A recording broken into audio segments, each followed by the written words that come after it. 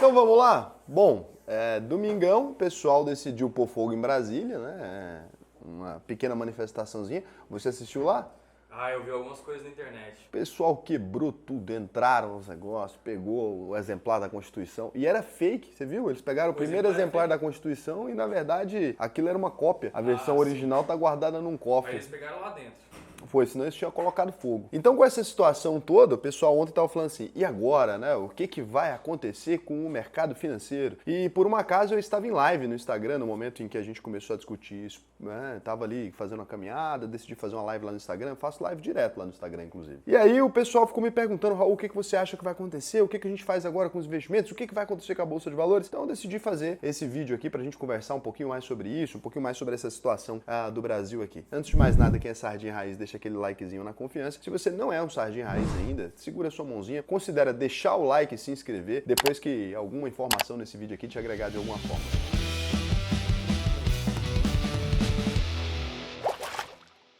A primeira coisa que a gente precisa entender é que eu preciso tentar deixar de lado aqui as opiniões políticas, etc. É impossível, porque ninguém é verdadeiramente isento. Se você vê alguém falar assim, olha, nesse vídeo eu serei isento, a pessoa já não está sendo isenta, porque todo ser humano é um animal político. Então a gente tem ali as nossas predileções, os nossos pensamentos próprios, e isso acaba ficando claro quando a gente vai falar sobre qualquer tema, né? A gente não consegue se separar ali disso. Então a primeira coisa que eu vou fazer é ser transparente com você. Eu sou uma pessoa que acredito nas liberdades, tanto as individuais quanto as econômicas. Eu sou o que você pode chamar de um liberal, é esse o nome, né? O liberalismo, ele no Brasil pelo menos, ele é frequentemente associado à direita, apesar por conta da economia, apesar de que o liberalismo em si, quando a gente fala também de liberal nos costumes, né, ele poderia ficar muito próximo da esquerda, dependendo do que você está falando ali. Eu sou um cara que eu não quero que ninguém interfira na minha vida, principalmente o Estado, então eu não interfiro na vida das pessoas e acredito que quanto maior for o índice de liberdade que a gente tem na economia, e nisso não estamos falando apenas de impostos, né? Estou falando da facilidade de abrir uma empresa, da facilidade de começar um negócio, da facilidade de contratar alguém, todas essas facilidades ali, eu acredito que a gente acaba tendo uma vida melhor. Então, só para deixar claro o meu ponto de vista antes da gente ter que entrar no tema mais político aqui. A gente tinha uma pressão que necessariamente ia estourar em alguma coisa. O Brasil ali durante o período eleitoral ficou dividido entre dois candidatos. Foram eleições muito violentas ali, porque uma parcela muito grande da população não concordava com quem quer que fosse ganhar. Independente de ser o Lula ou o Bolsonaro que tivesse vencido essas eleições, a gente tinha um problema grave. A gente tinha uma parcela da população ali que certamente ia discordar. Aconteceu de o Lula vencer as eleições. No meio disso, uma parte da população começou a ir para frente dos quartéis, pedir intervenção e sei lá o quê, querendo cancelar essas eleições. Em parte porque algumas pessoas não acreditavam na eficácia das urnas eletrônicas, em parte porque algumas pessoas não ficaram realmente satisfeitas com o resultado e achavam que isso é motivo também para poder pedir a cabeça de alguém. Cara, quando a gente tem um cenário de manifestantes nas ruas por tanto tempo, essas pessoas vão ficando ali expostas à chuva, expostas a uma zoação do restante da população que está dentro de casa, expostos a condições muito ruins, né, de vida ali, e vai passando-se o tempo, essas pessoas começam a perder tudo, né, porque você imagina que emprego se sustenta você ficando 45 dias na porta acampado, na porta de um lugar. Você vai provavelmente ser demitido. Que relacionamento que se sustenta, né, familiar ou sua esposa, etc., com você ficando 45 dias na rua ali? Não dá, né? Chega num momento que essa pessoa vai perdendo praticamente tudo que ela tem e o que resta pra ela é aquele sonho, né, de alguma coisa acontecer. Esse sonho, ele ainda estava muito vivo até o dia 1º de janeiro, talvez. Na hora que deu o dia 1º de janeiro ali, que o Bolsonaro já tinha saído do Brasil e que o Lula realmente tinha feito a posse dele ali, nesse momento algumas pessoas deram uma acordada e falaram, cara, acho que não vai dar em nada, vou embora daqui. Aquele grupo que ficou na rua a partir dessa data já era um grupo muito comprometido com aquilo ali. Então, quando tem essas pessoas na rua com um comprometimento muito alto e elas sendo todos os dias bombardeadas com notícias que vão contra aquilo que elas acreditam, obviamente, a gente sabia que aquilo ali era um barril de pólvora e que em algum momento isso ia estourar. Culminou de estourar num domingo, que não teve nada. No dia 8, assim, estourou, o pessoal foi pra lá e virou aquilo que virou. Essas pessoas, obviamente, extrapolaram todos os limites razoáveis, independente do que você acredita ou não, elas extrapolaram todos os limites razoáveis, porque, independente da sua opinião política, quando chega num cenário de violência, num cenário de invasão dos prédios públicos ali, o governo ele precisa tomar alguma providência, né? Raul, eu acho que o Lula vai pedir pra renunciar. Obviamente que não, né? O cara tá com o comando do país país nas mãos, obviamente o que ele fez ali foi criar sanções ali, revidar. As pessoas foram presas e etc. E agora a gente teve um agravamento dessa situação. Essas pessoas que fizeram isso, elas queriam talvez uma intervenção do Bolsonaro, elas conseguiram uma intervenção, mas com o Lula no poder. Eu acho que é o pior cenário que elas poderiam ter imaginado, né? Acho que saiu completamente disso. E além de tudo, elas fizeram um desfavor, de certa forma, para todas as pessoas de direita ali, porque meio que criminalizou a direita, né? Várias pessoas que não tiveram nada a ver com isso, como foi o caso, por exemplo, da Renata Barreto, outras pessoas que frequentemente defendiam posições mais à direita, foram acusados de criminosos, de incentivar essas pessoas a irem até lá, sendo que a maior parte dessas pessoas não apoiaram esse tipo de coisa, não tiveram nada a ver com isso. Mas o que acontece? Quando uma parte das pessoas ali que defendem a mesma coisa que vocês estão envolvidas em atos de agressão ou alguma coisa desse gênero, é natural que as pessoas associem tudo aquilo à mesma coisa e agora acabou atrapalhando e muito, na minha opinião, a opinião pública com relação à direita no Brasil, né? Então, acho que não foi produtivo para a direita, mesmo sendo liberal e frequentemente sendo colocado mais à direita, no meu ponto de vista, não foi produtivo e eu entendo perfeitamente se você acha que tem que ter uma baderna, uma baguncinha, não se resolve nada dando flores para as pessoas, mas o liberalismo ele nunca foi muito revolucionário, né? Não acredita em princípios revolucionários, acredita muito mais numa população mais educada e chegando numa conclusão, né, de que a gente pode transformar a sociedade partindo de outro ponto. O próprio Bolsonaro, né, falando que... Sim, ele mesmo repudiou foi o movimento, sim. Pô, e aí já não fez tanto sentido. Ele repudiou o movimento ali. Também, né? Até porque, do ponto de vista, para ele também não ficou bom, né? São pessoas que são associadas a ele, frequentemente associadas a apoiadores dele, essas pessoas que estavam lá. Então, para ele não ficou bom, né? E não fica bem no mundo inteiro. Então, acaba viralizando o Brasil de maneira negativa. Então, o que isso tem a ver com a Bolsa de Valores? A primeira coisa para entender é que, a princípio, nada. Se você pega a princípio assim, olha e fala, o que tem a ver um povo protestando com a Bolsa de Valores? Só que o que acontece é que a Bolsa de Valores, ela reage necessariamente a qualquer nível de instabilidade. Muita gente não entende isso. Fala, nossa, Raul, mas a Bolsa de Valores não reage com pessoas passando fome, com sei lá o quê. Não, a Bolsa de Valores reage simplesmente a dinheiro. Ela não reage com mais nada que não seja dinheiro. Se existe uma instabilidade política num país, hoje o Brasil virou manchete no mundo todo. New York Times, Le Monde, sei lá o quê. Como um país que estamos tendo protestos de forma violenta. Nesse momento, né, as pessoas que investem no Brasil e não são brasileiras, independente do que você pense, a notícia que chega pra eles é, estão pondo fogo em alguma coisa, estão quebrando alguma coisa e tal. Aquela pessoa olha aquilo e fala, caramba, meu dinheiro tá envolvido nesse negócio que parece que tá tendo uma guerra civil ali dentro. E tá mesmo. As pessoas, nesse momento, elas podem começar a retirar o dinheiro delas no mercado financeiro, né? Então elas podem observar aquilo ali e falar, cara, acho que eu não quero meu dinheiro nesse lugar. Ela começa a ficar com medo de perder. Esse medo de perder faz a pessoa tirar o dinheiro dela. Então não só os investidores institucionais estrangeiros removem o dinheiro deles, como os investidores institucionais, os mais pesados do Brasil também, em um cenário de loucurinha, de baguncinha, a bolsa ali, ela acaba sendo vista como mais arriscada. Se eu posso simplesmente colocar meu dinheiro numa silicona belicosa que está a 13,75% de renda fixa, para que eu vou deixar meu dinheiro exposto a um cenário de volatilidade e um cenário complicado, né? Porque agora tá um cenário complicado ali para o Brasil se organizar. Então, nesse ponto, as pessoas ficam com mais medo. Então, era, em tese, para a bolsa amanhecer hoje num sangue louco, né? Era para amanhecer ali com o famoso entre os 6 e o 12 de queda, né? Os 5% de queda ali, 6% de queda. E, no entanto, a gente observa aqui o mercado brasileiro com 0,42% de queda. O que é isso, né? Então, Raul, o mercado financeiro não quer saber de nada. O mercado financeiro quer que o mundo se exploda. Não é isso. Ao mesmo tempo que o mercado brasileiro tinha uma pressão de queda forte, aconteceu no mesmo dia, nessa mesma segunda-feira, nesse dia lindo de meu Deus. Lá fora, o mercado chinês, né, o pessoal da China lá falou assim, olha, estamos parando com a política tão hard de Covid-0, então vamos reiniciar as importações. O Brasil vende muito para fora, não só minério de ferro, carne, etc. A China é o maior importador comercial do Brasil. Então, no momento que a gente fala que a China está indo bem ali, tem uma pressão também de compra de Brasil muito forte. Além disso, esse reinício das operações na China aumenta a importação da China de petróleo também. E o Brasil, uma das maiores empresas do Brasil é também a Petrobras. O preço do petróleo Brent subindo, Petrobras com uma pressão, né, muito forte de compra hoje. Então, assim, começou a ter uma pressão ali de queda por conta do negócio. Você vê que aqui o gráfico ele fica louco, ó. A bolsa começa ali de um jeito, vai pegando a tendência de queda,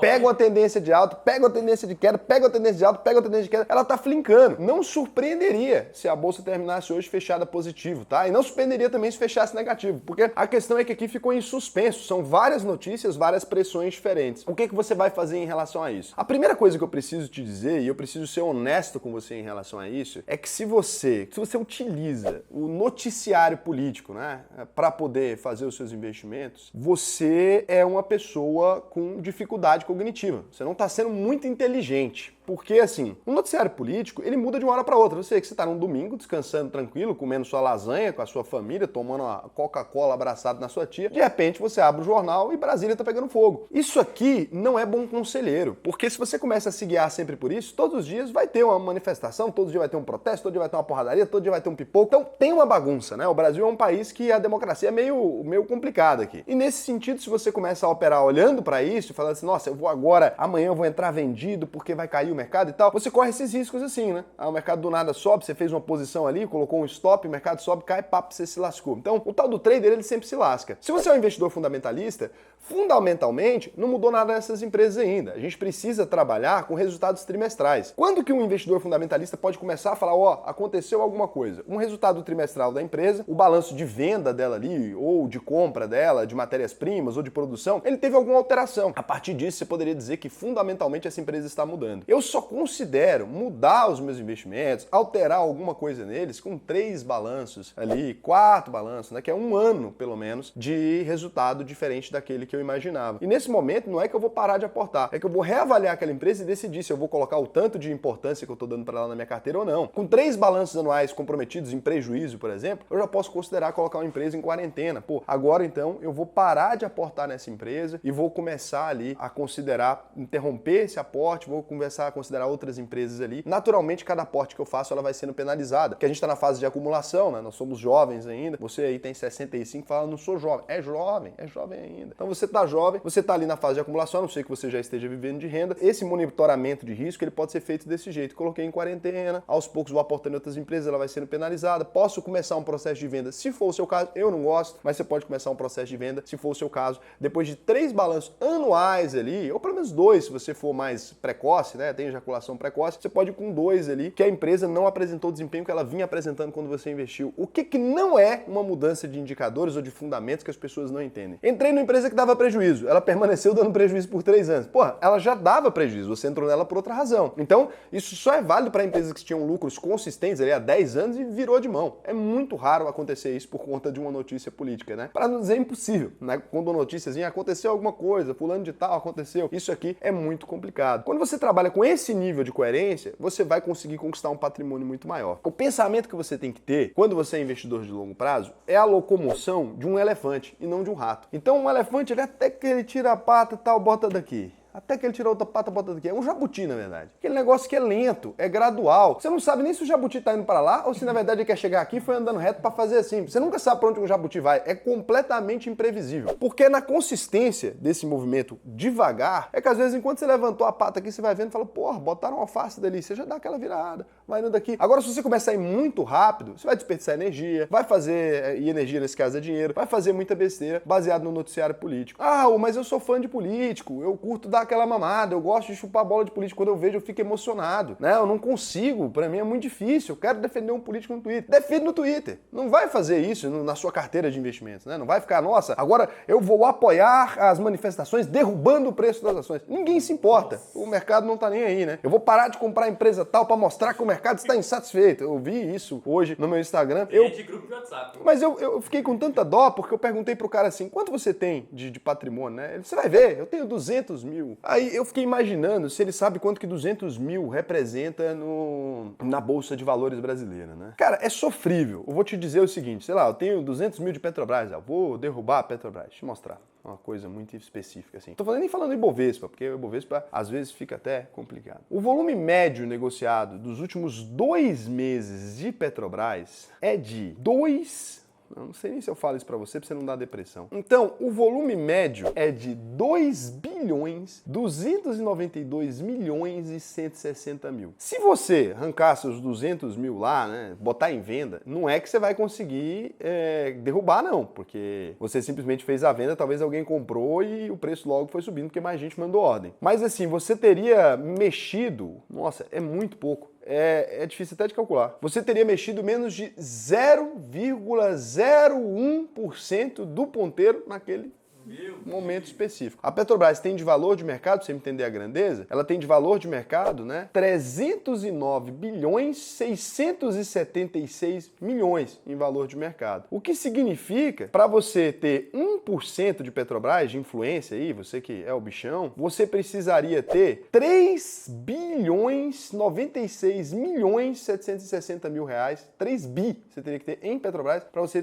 ser sócio ali de 1% de Petrobras ao valor de mercado de hoje. A importância desse grande efeito de protesto seu, talvez de tentar derrubar o mercado financeiro, ele não é só risível, como só vai te prejudicar. Ele não vai beneficiar ninguém, você não vai conseguir fazer uma pressão de nada. Então assim, não se aventura com isso não. Faz um investimento ali para você construir um patrimônio, para você ter alguma coisa de interessante. Agora, se você quiser aprender como fazer um dinheiro num cenário de crise, onde as empresas estão caindo, aproveitando essa oscilação que às vezes os indicadores eles se desencontram do preço da empresa, né? Você pode encontrar grandes oportunidades em meio a uma crise, que às vezes fica muito tempo a bolsa caindo ali, vai te dando essa oportunidade de aporte mês a mês, você vai fazendo uma boa gestão disso, você consegue sim montar uma carteira que vai te ajudar a viver de renda, que vai te fazer chegar em algum lugar, que vai te fazer depender menos também do cenário político, né? E você pode aprender também a investir no exterior e todas essas coisas. Se você quiser aprender a fazer isso, e agora eu vou responder a pergunta de vocês, então segura aí que eu não esqueci não. Se você quiser aprender a fazer isso, eu vou te dar a dica aqui. Vai em auvp.com.br, clica aqui, ó. Aqui tem um botãozinho muito especial. Fazer a sua análise de perfil. O que é isso? Você vai fazer uma análise de perfil aqui, onde você vai me responder algumas coisas sobre a sua vida, né? Sobre a forma como você investe, sobre quais são os seus objetivos, onde que você quer chegar e quanto você está investindo, etc. Aqui. Eu vou te ajudar, dentro desse desenho, eu vou te ajudar a construir o seu futuro financeiro, né? A construir de verdade, a você trabalhar isso. Vai ser comigo mesmo. Eu mesmo vou te ensinar a investir. Você vai ter mais de 100 aulas gravadas lá, vai pegar plantão de dúvidas comigo toda semana. É muito especial a UVP. E lembrando, se você não aprender a investir depois de concluir a UVP, a gente devolve 100% do seu dinheiro. Hoje é o único, né? A única escola de investimentos do Brasil inteiro que oferece isso aqui, né? Então é muito especial, é muito bacana. Clica no botão aqui, faz isso lá agora, se você realmente quiser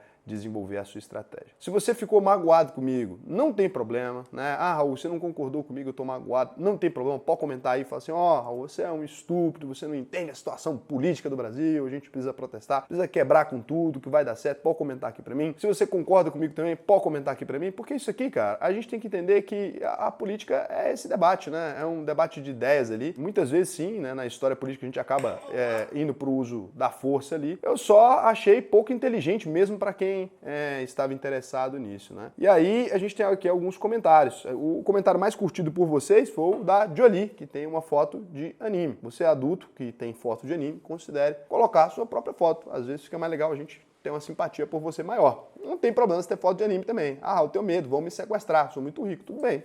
Você é otaku. Quando eu era criança, fui dono de site de anime, inclusive.